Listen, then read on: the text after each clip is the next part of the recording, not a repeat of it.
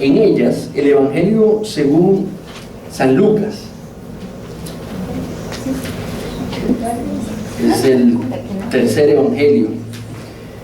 Y allí, porfa, vaya al capítulo 6.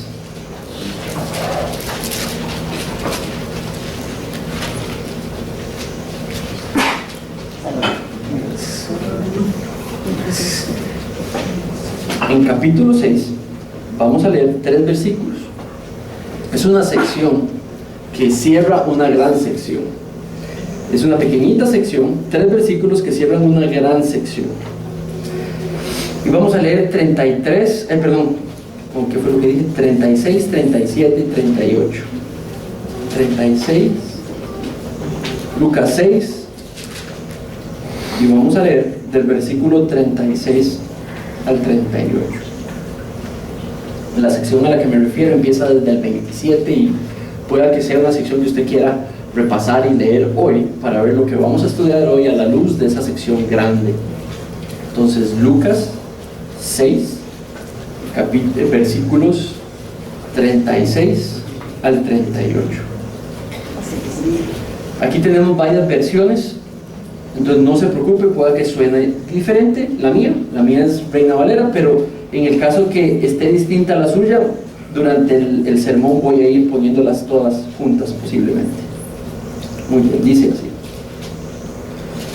sed pues misericordiosos, como también vuestro Padre, su Padre, es misericordioso. No juzguéis y no serás juzgados. No condenéis y no seréis condenados. Perdonad y seréis perdonados. Dad y se os dará. Medida buena, apretada, remecida y rebosando darán en tu regazo. Porque con la misma medida con la que mides, os volverán a medir. Voy a leer en otra versión. Esa es versión Reina Valera. Voy a leer en versión de las Américas. Como son solo 3 versículos, entonces podemos repetir. Dice 36: sed misericordiosos, así como su Padre es misericordioso. No juzguen y no serán juzgados. No condenen y no serán condenados. Perdonen y se les será perdonados perdonen y se les perdonarán. Den y se les dará. Medida buena, apretada, remecida y rebosante vaciarán en su regazo. ¿Ok?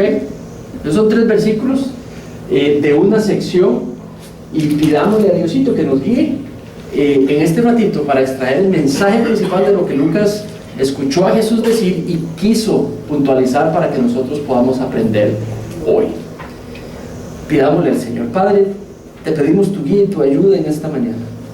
Señor, todos los que estamos aquí venimos con agendas completas en las cuales tú, Señor, has estado trabajando, y queremos pedirte nos ayudes con concentración, con humildad, Señor, con esperanza, con un ánimo que nos permita, Señor, saber que lo que tú revelaste y escribiste por medio de autores humanos, Padre, es tan poderoso y sabio como para formarnos y guiarnos en esta mañana, Señor. Pedimos que mientras todas nuestras vidas que están fuera de aquí, Señor, están bajo tu control y soberanía, en este ratito lo dediquemos concentraditos a ver lo que nos quieres enseñar por medio de estos 3 versículos, Señor. En el nombre de tu Hijo Jesús te pido esto, Señor. Amén. Muy bien.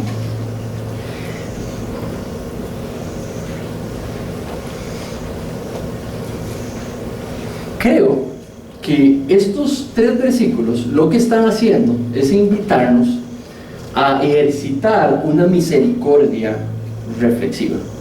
Creo que lo que Lucas es el autor, lo que Lucas hizo fue colocársele al lado a Pedro durante todos sus viajes, y lo que hizo fue escuchar, aprender, y él mismo fue conociendo a Jesús a través específicamente de otros. Y Lucas es uno que investigó lo suficiente, y posiblemente fue también compañero de Pablo en en las rutas, en las misiones, inclusive estuvo en la cárcel con Pablo, y lo que hace es escribir un evangelio de acuerdo a lo que él había escuchado, se le había enseñado, y escribe el evangelio. Y Lucas lo que ha venido enseñando al inicio es que Jesús, justo antes de decir estas palabras, le venía enseñando a los discípulos que ellos eran un tipo distinto de gente, ¿verdad? Porque eran las primicias del reino, que los discípulos, los apóstoles, eran las primicias del reino, eran como los primeros que habían recibido de las buenas nuevas del reino. Y las buenas nuevas, el hecho de que, ¿se acuerdan cuando Juan el Bautista decía, arrepiéntanse porque el reino de Dios está aquí, en la tierra, ha llegado? Bueno, lo que ya los discípulos conocían era que Dios había hecho posible, desde antes de creado, había planificado desde antes de creada la tierra, el de que pudiese colocar al hombre, a la mujer, al ser humano, en una relación íntima con él, ¿verdad? Y para poder tener esa relación de hijo-padre, de hija-padre. Entonces Dios hizo posible toda la creación y toda la historia de la humanidad para poder venir y entregar a su hijo para limpiar todo obstáculo que había para él poder tener esa relación con nosotros, entre ellos el pecado. Y entonces la pena de nuestros pecados fue pagada en la cruz, y por ende todos los obstáculos se limpiaron y tuvimos acceso directo y pleno por medio, usando instrumentalmente la fe, para tener esta relación de padre e hijo, de padre e hija con Dios, en una íntima interacción, en una íntima comunión. Entonces Él les está diciendo a los discípulos, por ende ustedes son un distinto tipo de gente, no pueden actuar igual que actúa todo el mundo fuera de ese grupo. E igualmente creo que esa enseñanza nos aplica a nosotros hoy también, ¿verdad? Nosotros somos igualmente parte de esa manifestación de los que somos embajadores del reino, de conocer el amor profundo de Dios por nosotros y ser embajadores de ello para con todo el mundo, con todos aquellos que nos relacionamos. Entonces creo que es el mismo contexto que nos aplica a nosotros. Ahora, ¿qué le ha dicho en estos versículos? Prácticamente de 29 hasta 36 les ha dicho que las dos características primarias es el amor y la misericordia de Dios viviendo en los corazones de las personas que dicen que creen en ese Dios de amor y misericordia y que la expresan a otros, ¿verdad? Ahora, déjeme hacerle una advertencia. Hay veces que uno entra al lenguaje de los evangelios y maneja ese lenguaje de alguna manera vamos a ver, no quiero decir antojo, pero tal vez a como uno quiere manejar el texto, ¿verdad? O como uno cree que se debe manejar el texto. Pero quiero hacer una advertencia.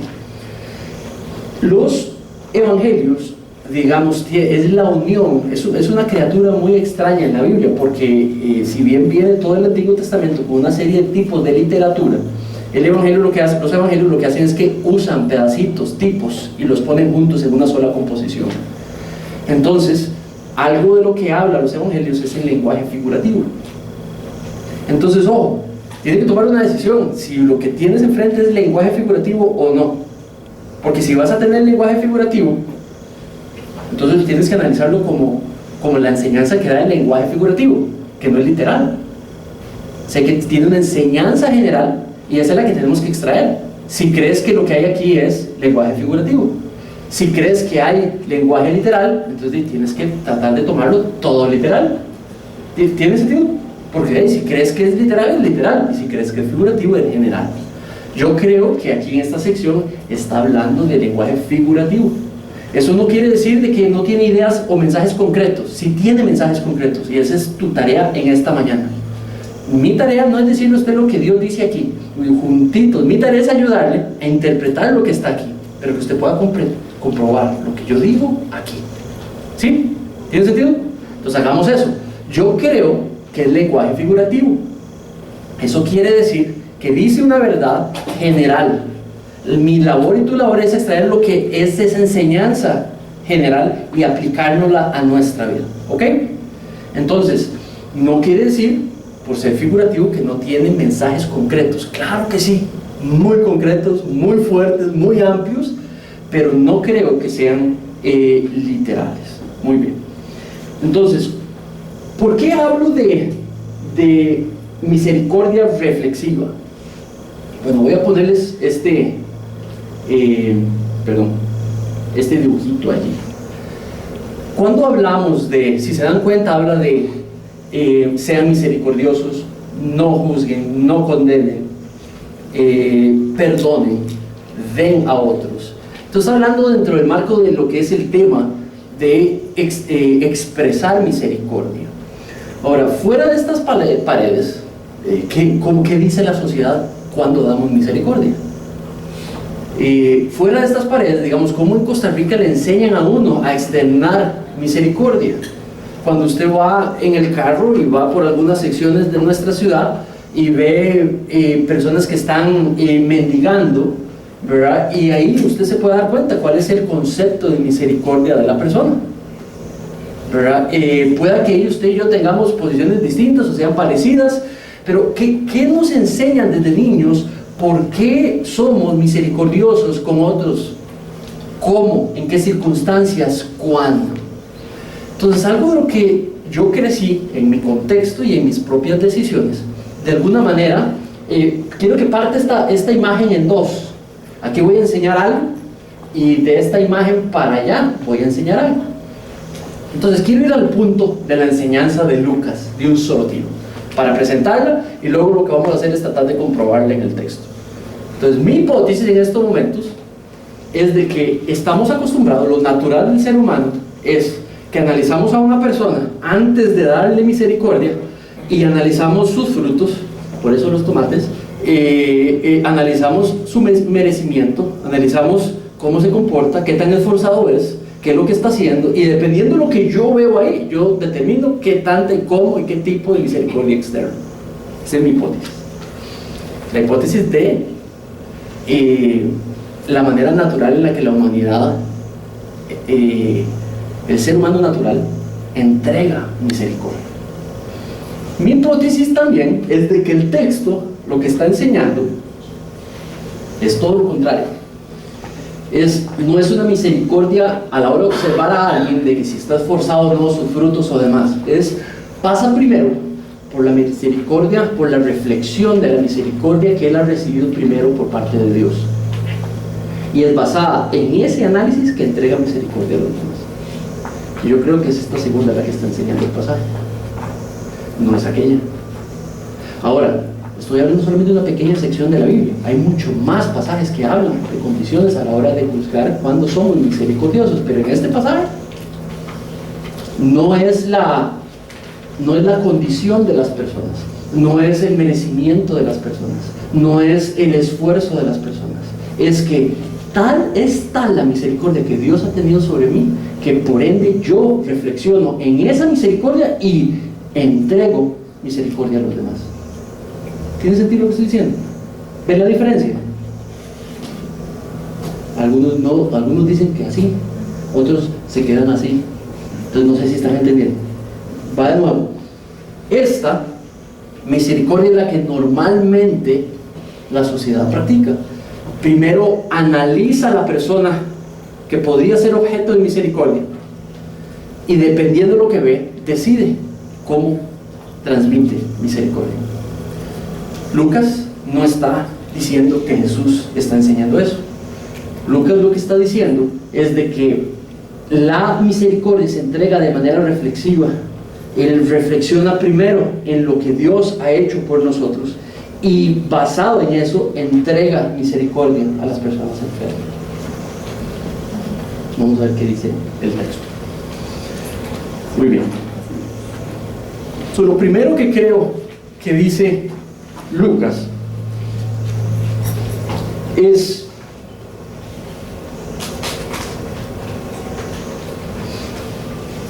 que usted y yo nos volvamos misericordiosos, y lo entrega como un mandato.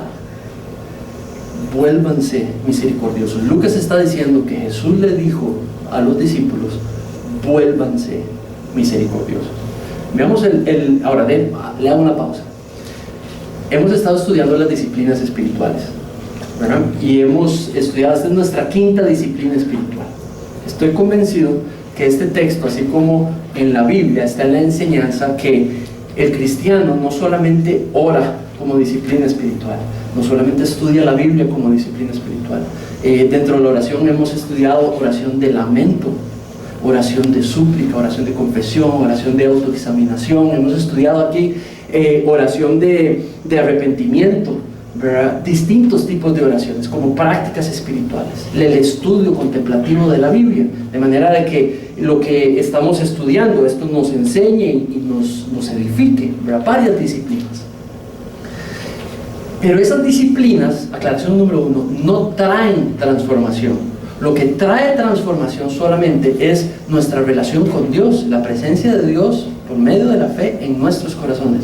Lo que hace estas disciplinas es levantar lo que ya está sucediendo en el corazón, ¿verdad? Esa intimidad, esa necesidad, ese vacío, digamos, que necesitamos, que vamos donde el Padre y tenemos esa comunión con Él. Producto de eso que está pasando en el corazón, las disciplinas lo que hacen es que vuelven experimentable la intimidad con Dios. Eso es lo que hacen.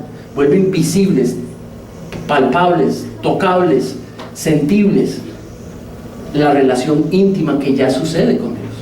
Entonces ellas no son productoras de cambio, ellas lo que son es como un televisor, me dejan palpar y visualizar qué tan íntimamente cercano yo tengo a Dios.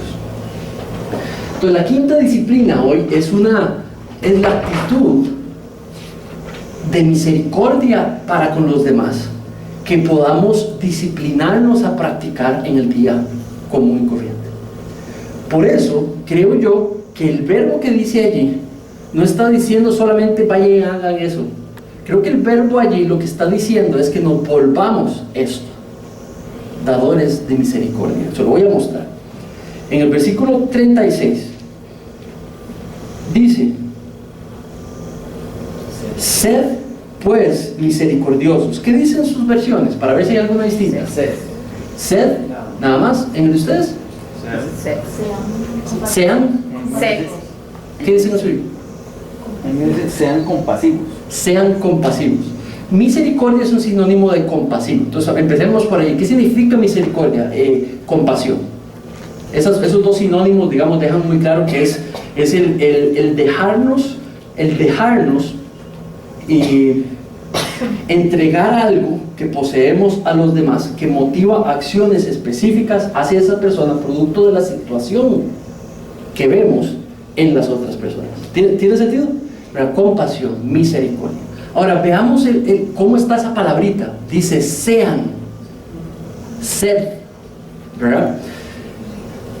Lo que creo que Lucas está diciendo allí, en realidad el verbo no está en vamos a ver cómo lo pongo. El verbo no está en modo indicativo, digamos, o sea, en que hagan esto. El modo del verbo allí es pasivo. El modo de ahí es medio. Le voy a dar un ejemplo. Manrique puede santificarse a él mismo. No, ¿verdad? Manrique lo que puede dejar es que Dios lo santifique a uno, ¿verdad? Eso es una función pasiva. Mi rol es pasivo. Ahora, lo único que yo tengo que hacer es no poner obstáculo, ¿verdad? Pero yo no puedo santificarme a mí mismo. El único que puede santificarme es el Espíritu Santo en mí. Es un rol pasivo. En esta palabra el rol es pasivo también. Entonces cuando está diciendo sean misericordiosos, son dos palabras. Sean es el verbo, misericordioso es un adjetivo. Entonces sean misericordiosos es pasivo, es voz media. Entonces eso digamos, necesito que confíen en mí en ese sentido. Es voz media. Eso quiere decir que el sujeto es el que recibe la acción, no es el objeto en el predicado. En estos versículos no está hablando de específicamente ir a hacer la acción. Está hablando que usted se convierta en una persona que hace este tipo de acciones, que usted entre en un modo en el cual normalmente usted disciplinadamente practica la acción de obras de misericordia. Entonces aquí lo que está hablando es de que cada uno de nosotros nos disciplinemos a normalmente visualizar a los demás y sus necesidades como un lente de misericordia. ¿Sí? Ok. Dice el versículo, continúa. Bueno, antes de pasar, vean lo que dice ahí. Dice, sean misericordiosos, como también su Padre es misericordioso.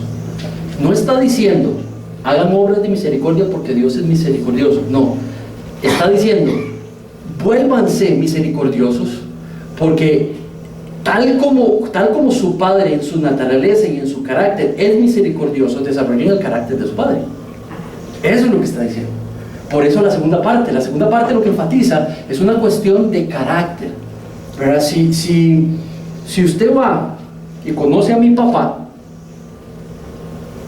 rapidito usted va a ver cosas de carácter que mi papá tiene, que yo tengo, que están ahí, están muy relacionadas.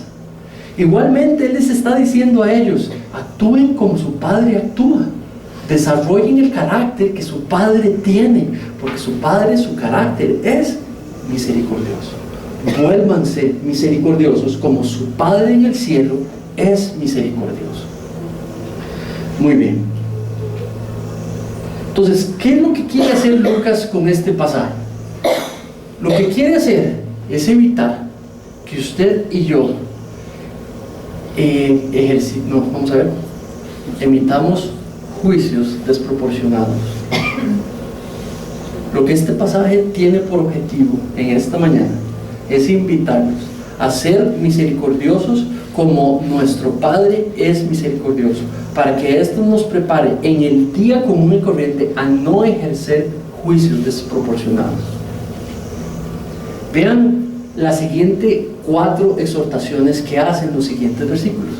Son 4 observaciones para que cuidemos no hacer. Lo que quiere es que no emitamos 4 acciones, nos exhorta a no hacer algo con algo contrario, haciendo algo que es opuesto, ¿verdad? Y son cosas que normalmente, acuérdense, es lenguaje figurativo. Entonces necesitamos entenderlo, cuál es la idea general, que la frase hagan esto y no se les hará esto. Entender figurativamente qué es lo que la frase completa está queriendo decir, como idea concreta general. Pero lo que busca esto primariamente es de que nosotros no emitamos, digamos, juicios exagerados o como dije, digamos, juicios desproporcionados.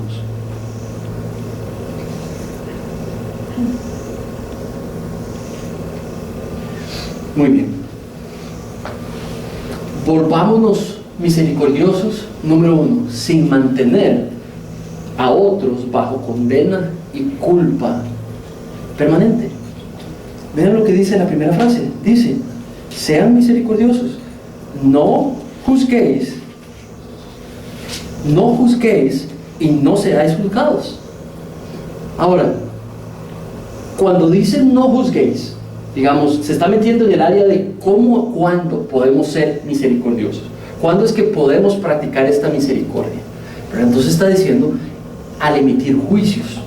Ahora, no creo, como es figurativamente, no creo que lo que está diciendo es, no está prohibiendo que podamos evaluar un comportamiento moral. No creo que esté prohibiendo hacer eso. Creo que estamos de hecho hay otros textos en el Nuevo Testamento que claramente colocan al padre, a la madre, al hijo inclusive, a las familias, a los pastores, a los miembros de la iglesia, los unos con los otros, a exhortarnos los unos a los otros a las buenas obras. Entonces, no puede estar prohibiendo que Joel me observe a mí, vea un comportamiento específico, lo evalúe y que venga y me haga saber de que tal vez estoy haciendo algo malo. No está prohibiendo eso. Lo que está prohibiendo, creo que lo está prohibiendo, en cuanto a juicio, es de que no mantenga a una persona en una posición de juicio permanente y la coloque en una posición de culpa, tal posición de culpa y de condena, al punto que ya ni siquiera anima a la persona al cambio, simplemente la categorizó, le puso esa etiqueta específicamente Y simplemente al punto que ya no le interesa ni dirigirla a Dios, animarla a que camine con Dios, ¿verdad? Inclusive ha desarrollado una posición como de superioridad sobre esa persona. ¿Tiene sentido? Eso es lo que está prohibiendo. Eso es lo que está prohibiendo.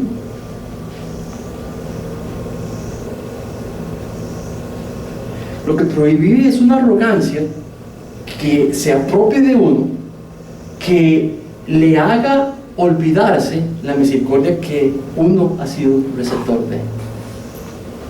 Cuando yo puedo ver el pecado ajeno y veo el pecado ajeno en marco al ideal que debiera comportarse, pero no lo correlaciono con mi manera de ser y lo necesitado de la gracia de Dios que yo soy. Me explico, cuando hago esa separación, ay, qué bárbaro, ¿cómo es posible que hiciste y estás haciendo eso? ¡Qué bruto! Y ni siquiera viene un recuerdo de lo mucho que se me ha perdonado a mí y de la misericordia de la que he sido receptor. Cuando el pecado de los demás es mucho más grande que el pecado personal, ¿verdad? Lo que Lucas está diciendo que Jesús dijo es: no juzguen y no serán juzgados. Ponga ese estándar sobre los demás y ese estándar será impuesto sobre usted también. ¿Tiene sentido? Sí, sí. Podría ser, cuando dice no juzguéis, podría ser juzguéis pero con misericordia, juzgad pero con misericordia, dad pero con misericordia, sí. Perdonad, porque si lo hacemos con misericordia, ese juicio no va a ser ese juicio religioso. Exactamente. Sí.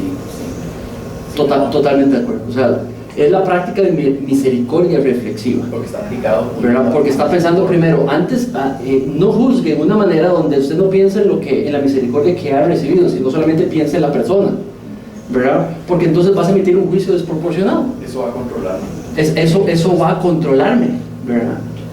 No va a permitir que yo le ponga un estándar a ellos y otro a mí, ¿verdad? O que yo me vuelva tan fijo sobre los pecados de los demás que ni siquiera ya puedo observar los míos propios. Voy a juzgar como yo fui juzgado.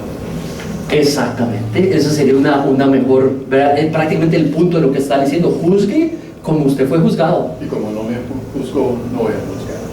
Ok, ahora, nosotros sí fuimos juzgados. Sí, claro. Lo que pasa es que no recibimos la paga de la condena. Si fuimos condenados, culpables, listo, pum, muerto, ¿verdad? Merecedor de todo lo que tiene que recibir. Pero no se ejecutó la condena. Ahí fue la misericordia. Perdón, no sobre nosotros, pero sí se ejecutó la condena sobre Cristo.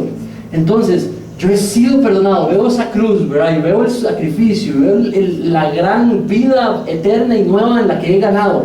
Vuelvo a ver al otro y digo, me explico, es como, ok, ahora sí, voy a analizar tu caso. O sea, yo veo esa cruz aplicada a mí, sin merecerlo, ¿verdad? Por gracia, por medio de la fe, no por mérito. Entonces ahora sí estoy preparado para ver para allá, para emitir un criterio que sea balanceado, para emitir un juicio que sea balanceado y proporcionado. No hay juicio proporcionado cuando tratamos a una persona y emitimos un juicio y decimos, ya esa persona no tiene salvación. ¿Me explico la actitud? Eso no es cierto. O por ejemplo, otra actitud que creo que está ahí es la del fariseo. Estamos hablando del fariseo, eso es específico, ese es nuestro bicho raro que nos ejemplifica lo que no debemos de imitar.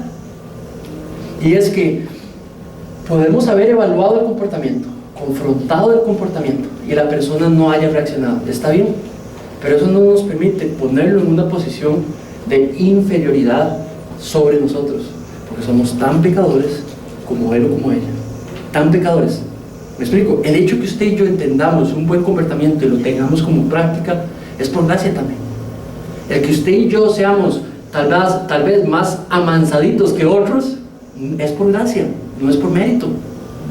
Es por la gracia de Dios que tal vez no practicamos ciertos vicios, ciertas cosas, por gracia. La obediencia es por gracia, no se nos puede olvidar. Piensen padres hacia los hijos y pensemos nosotros los hijos hacia nuestros padres. Como los padres en algunas circunstancias hemos emitido juicios sobre los hijos que los han puesto en una posición que tal vez no tienen esperanza de dónde salir. O por ejemplo, los hijos, hemos emitido juicios sobre nuestros padres donde no les damos capacidad de cambio o esperanza, y a veces los hemos podido poner en una posición de juicio donde sus distintas acciones en el pasado los hemos determinado como si ese fuese, digamos, ya su persona sin esperanza, sin capacidad de recibir misericordia o perdón. Vecinos, personas en nuestras vidas donde tal vez hemos podido haber sido duros, ¿verdad? Y tal vez desproporcionados con nuestra manera de emitir juicio. Entonces la misericordia reflexiva es aquella que primero pasa reflexionando a la misericordia que Dios tuvo sobre mí, y basado en eso proyecto misericordia hacia los demás. Ahora, de nuevo, no está prohibiendo a emitir criterio, evaluar un comportamiento moral específico. Lo que está diciendo es, cuidado, piense en usted primero, la misericordia por gracia recibida, y luego poder ver a los demás. La segunda parte de ese versículo dice, muy bien, vuélvanse misericordiosos, no poniendo en una posición de juicio permanente a los demás, siendo autorreflectivos. Dice el versículo 37b, la segunda partecita del 37. Dice, no condenéis y no seréis condenados. Esa es una repetición de la primera con distintas palabras. Cuando dice condenar específicamente, está hablando una idea bastante parecida a la anterior, pero de manera reflexiva. ¿Qué quiere decir? Con gracia. Que nuestra evaluación de otros sea pasada primero por la gracia de Dios, reflexionando en la gracia de Dios que hemos recibido primero. Es parecido, digamos, a la idea segunda, siendo autorreflexivos. Y tengo que ser sincero con ustedes, yo, para hacer esto no hay de otra si no lo vuelvo una disciplina. Para poder actuar bien en el día, uno debe entrenarse en algo. Si uno quiere tener una reacción, por ejemplo en mi caso, reaccionar misericordiosamente con mi esposa Rebeca, yo necesito adoptar la disciplina de hacerlo. Por eso lo estoy tratando como una disciplina. No es algo que simplemente así, gracias Manrique, pura vida, voy y ya lo voy a hacer. No, es algo que debemos de tener presente, registrado, aprendido, meditado, reflexionado, para que esto se vuelva algo de práctica cotidiana. Que cuando vayamos a ser juiciosos sobre nuestras esposas o nuestros esposos, pero lo hagamos de manera primero siendo reflexivos, autorreflexivos,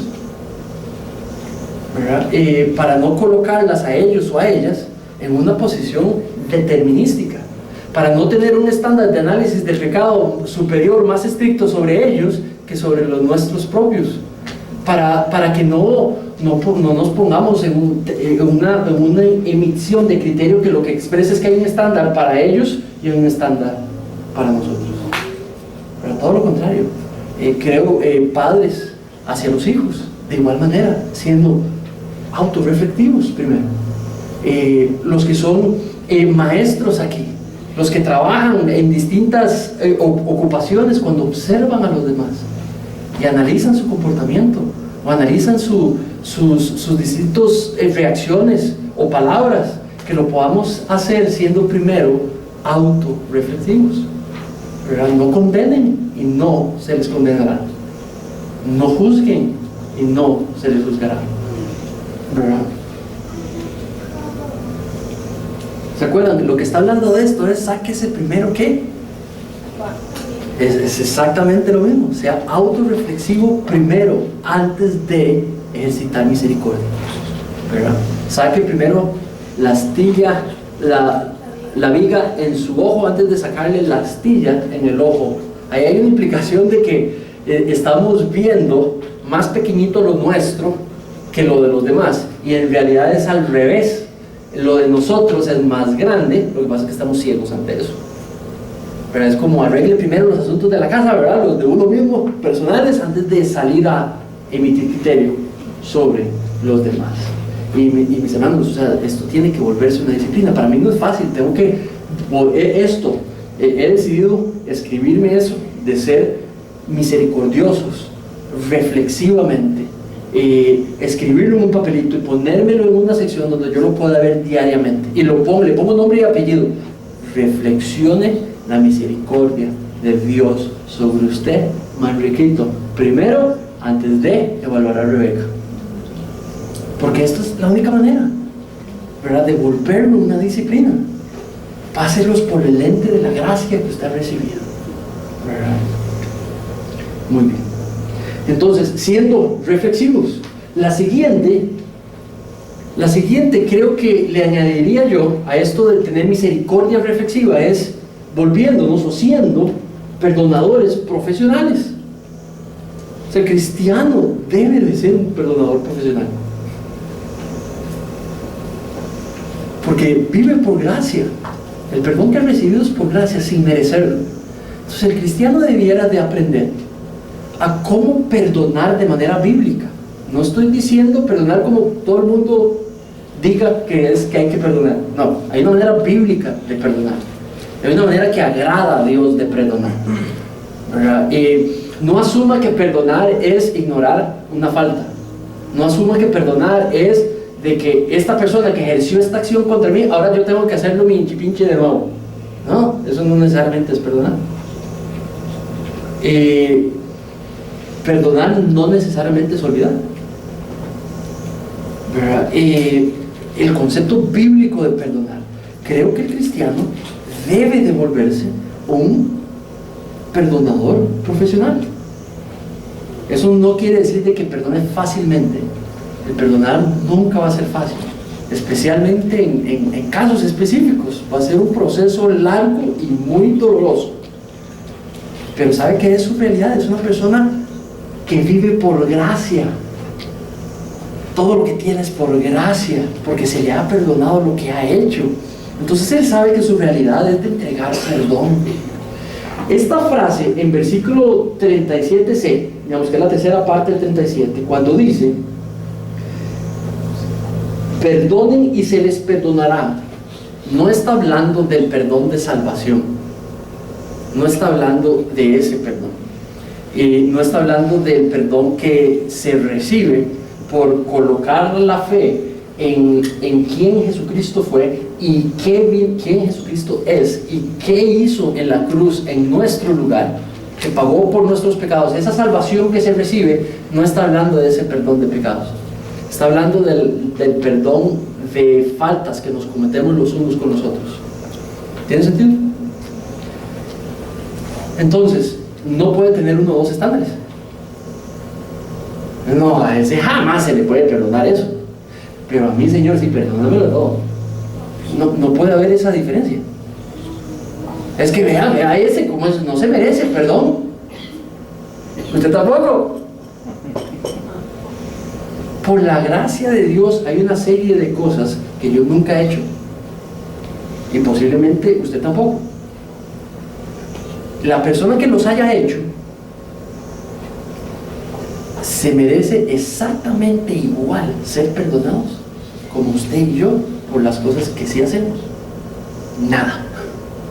No merecemos ser perdonados del todo.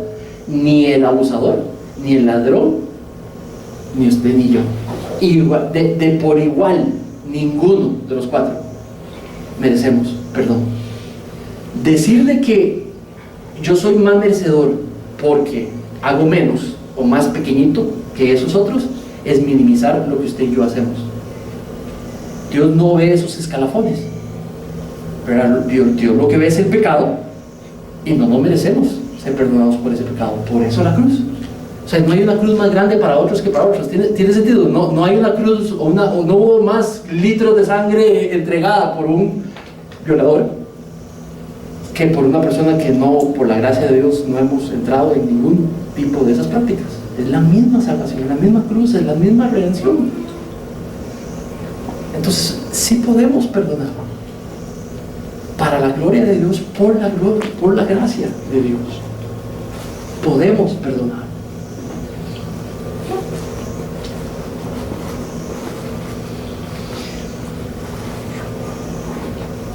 Vean el versículo 38.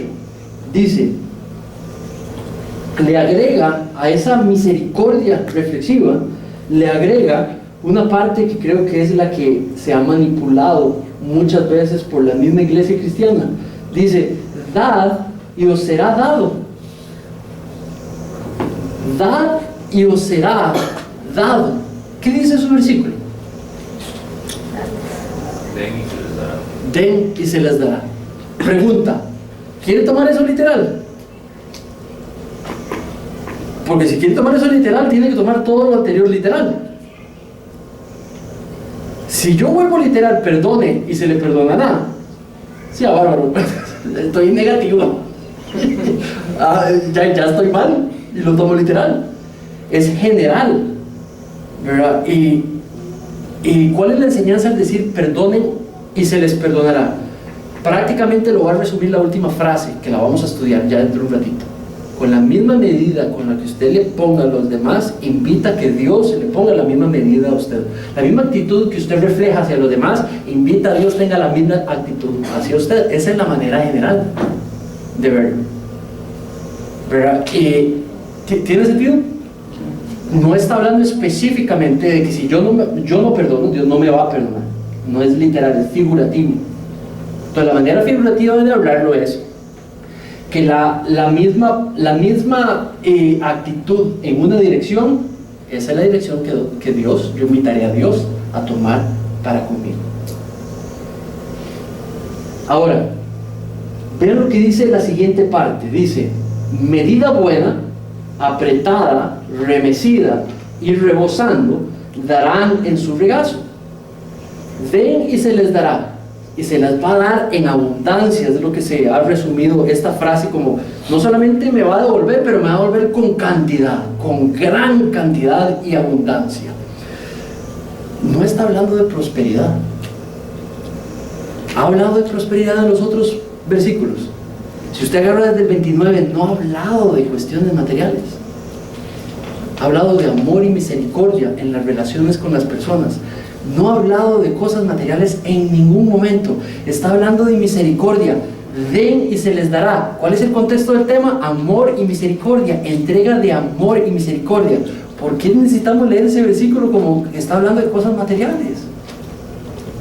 Si no está hablando de eso. Ahora, pero es que vea, pastor, vea que dice, en medida buena, apretada, remecida y rebosante darán en su regazo. Eso es material. ¿Ok? Eso es una ilustración de lo que acaba de decir. Ven y se les dará misericordia, perdón, juicio misericordioso, ¿verdad? Ahora, cuando habla de esa ilustración, está hablando que lo que Dios nos va a dar va a ser abundante. La misericordia que hemos recibido es abundante. Si tratamos de manera misericordia a los demás, Dios va a ser generoso y misericordioso con nosotros abundantemente. Pero no está hablando de cosas materiales. Podría ser, pero ese no es el tema allí.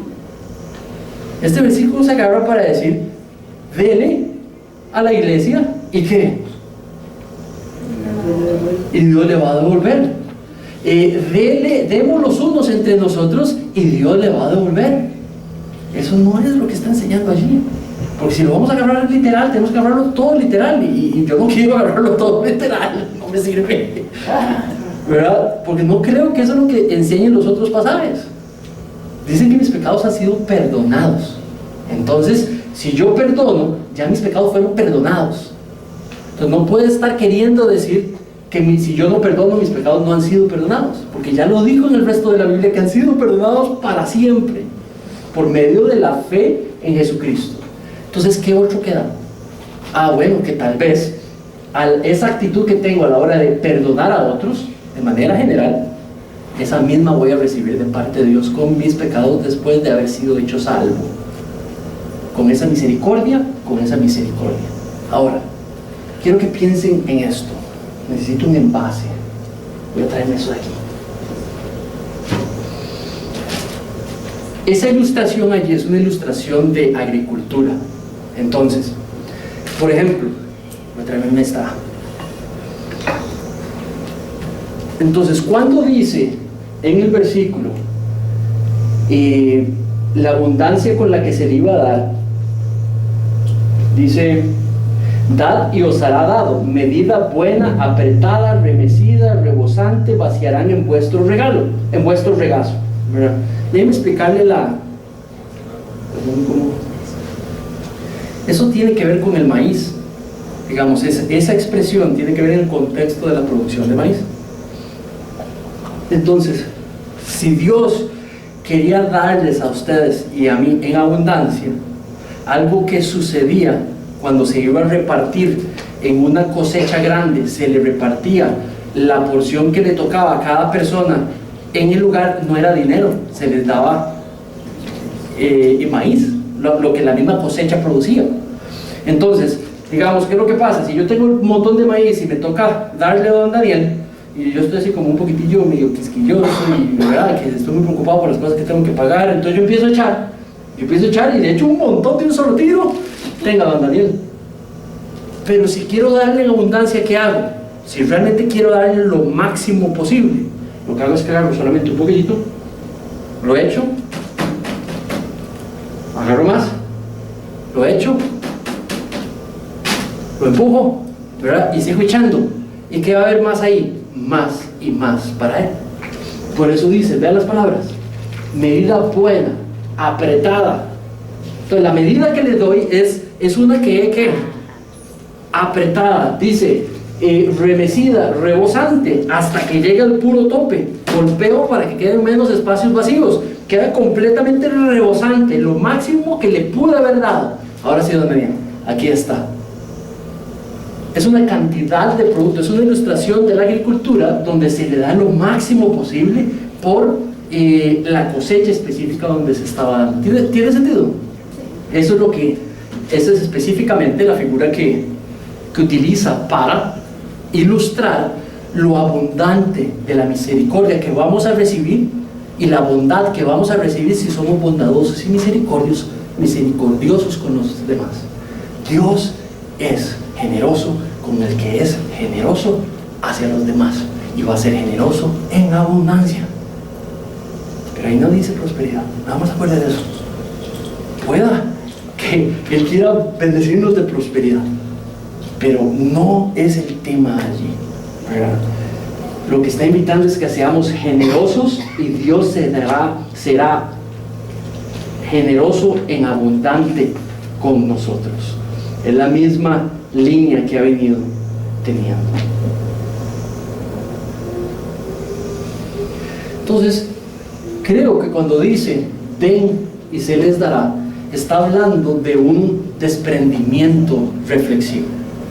Y yo vuelvo a ver lo que Dios me ha dado por gracia, y cuando veo a otros en necesidad, entonces yo doy. ¿Me explico? O sea, yo reflexiono que nada de lo que tengo me lo merezco, y aún así Dios me sigue dando más de lo que necesito, y yo vuelvo a ver cuando me doy cuenta de la necesidad de otros, y yo procedo a actuar de manera reflexiva. No porque tengo, no porque me van a dar de vuelta, sino porque quiero compartir lo que Dios por gracia me ha dado. Por eso damos en la iglesia. En el Nuevo Testamento se eliminó, Joel nos va a enseñar en 2 semanas sobre el término de ofrendar en el Nuevo Testamento. Las personas veían que los que estaban enseñando a tiempo completo necesitaban vivir. Se daban cuenta que necesitaban salario, y entonces era la misericordia, el corazón compasivo, que daban una parte de lo que tenían para que se cubrieran las necesidades de aquellos que trabajaban a tiempo completo para la iglesia. Era misericordia. Lo que dice Pablo es de acuerdo a la misericordia que Dios ponga en sus corazones. Vean que estos hombres merecen una paga. También habían viudas y habían gente necesitada dentro de la iglesia. Se seleccionó a personas que vivieran a tiempo completo proveyendo para las personas necesitadas de la iglesia. Provean también para que estos hombres y mujeres puedan estar dedicados a ayudar a los necesitados dentro de la iglesia. Posiblemente tenían que pagar comida, tenían que pagar cosas. Entonces lo que invita es, no, esta congregación tiene necesidades, analícelas y use la misericordia que Dios ha provisto sobre usted y entregue de acorde a esa misericordia. No hay un número, no hay una tasa, no hay ninguna promesa que si usted le da se le va a dar algo de vuelta, nada. Que sea la misericordia reflexiva, de ver que por gracia todo lo que tenemos, entonces compartimos para que la iglesia pueda hacer lo que tiene que estar haciendo. ¿Tiene sentido? Ok. Lamento la mala enseñanza que podemos ver en Costa Rica en un montón de lugares en cuanto al uso de recursos económicos y el abuso de la palabra de Dios. Ahora sí, el último versículo, el más fuerte de todos, pero el más precioso también. Dice: dad y se os dará, medida buena, apretada, remecida y rebosando darán en vuestro regazo, porque con la misma medida con la que medís, os volverán a medir a ti también. Entonces, ¿qué es lo que pasa? Que nada más tienes que recordar que todos estos versículos de lo que están hablando es que vas a ser evaluada con la misma rectitud con la que evaluaste a otros. Ese es el resumen, ese es el estándar. Dios, una vez salvos, nos va a valorar dependiendo de qué tan rectamente tratamos a los demás. Estaríamos invitando a Dios a utilizar la misma rectitud para con nosotros que la cual nosotros utilizamos para con los demás. Y ese es el principio de la enseñanza allí. Y eso es lo que Dios quiere, que volvamos disciplina. Cuando nos levantamos, las disciplinas espirituales nos permiten pedirle a Dios: Señor, permíteme ver a los demás con los ojos de misericordia con los que tú me ves a mí. Permíteme que apenas hablo con Rebeca, con David, con Gabriel, mis hijos o mi esposa, permítame ser misericordioso. Permíteme pasar juicios proporcionados, emitir criterios que sean balanceados. Cuando voy a ver a mis hijos cometer acciones, Dios, permíteme, por favor, ser misericordioso, ser firme en lo que tengo que ser firme, pero ser balanceado. Cuando vea el pecado de los demás, Señor, ora de esa manera, déjame ver mi pecado como tú lo ves, no como yo lo veo, no como tú lo ves, Señor. A veces vemos nuestros pecados chiquitos y los de los demás más grandes. Segunda, varias peticiones de oración que yo haría en esta disciplina para poder ejercitarla de manera correcta. Señor, déjame ver mi pecado como tú lo ves, para que así yo pueda ver el pecado de los demás proporcionalmente. 2, Padre, prívame de poner un estándar superior, más estricto a los demás que el que yo me pongo a mí mismo, para mantenerme humildito. Tercera petición que yo le haría a Dios, al Señor, para que me ayude a caminar de una manera misericordiosa. Señor, ¿a quién he tratado de una manera desproporcionada? ¿A quién he metido criterio y lo he puesto en una posición que no es recta? ¿A quién he tratado de una manera no recta? Revélame, háblame, pónmelo enfrente, ya sea para pedirte perdón a ti o ya sea para ir a pedirle perdón a esa persona, ¿verdad? A Dios le gusta que le pidamos perdón. ¿Y saben qué? A las personas que hemos sido heridas también, permite sanar.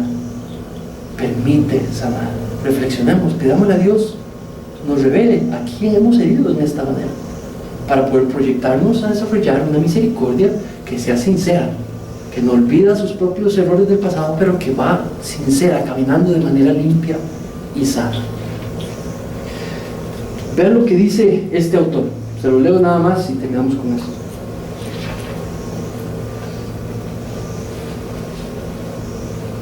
Si mi computadora me lo permite. Aquí está. Dice: vuélvanse misericordiosos, sin justicia y rectitud, la gracia se vuelve permisiva. Sin justicia y rectitud, la gracia es permisiva. Este pasaje no nos está llamando a ser permisivos, pero la gracia sin justicia endurece el corazón y lo lleva a ser cruel. Pero lo que queremos evitar es eso, emitir criterios crueles, ¿verdad? Y herir los corazones de los demás. La misericordia reflexiva. Vuélvanse misericordiosos sin mantener a otros bajo condena y culpa permanente, siendo autorreflexivos, siendo perdonadores profesionales, con desprendimiento reflexivo hacia los demás, porque vamos a ser evaluados con la rectitud con la que tratemos a otros. ¿Tiene sentido? Hoy no tengo ningún interés de regañarles, nunca. No me interesa que esto lo sientan como un regaño, es una exhortación a que desarrollemos ojos de misericordia hacia los demás a la hora de emitir nuestros criterios hacia los demás. ¿Está bien? Muy bien.